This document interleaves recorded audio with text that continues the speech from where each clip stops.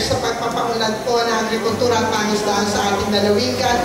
Ang ating po pamahalaan ay patuloy pong maagapay sa inyong lahat. Naniniwala po kami na kayo pa rin po ang gulugod o backbone ng ating ekonomiya.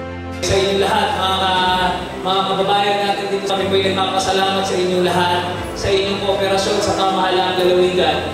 At ito pong mga dala-dala pong mga tulong na ito, nawa ay makalago natin, mapagyaman natin para po sa inyong mga hanap buhay. We need to level up our farmers, yung ating machineries, yung ating mga teknolohiya, lahat po ng ating mga minamahal na mga buhay na bayaning mga mangingisda at mag-asaka. Isa po kayo sa bumubuhay ng mga ibinibigay ng Diyos na grasya. Kaya marapat lamang na bigyan kayo ng mga biyayang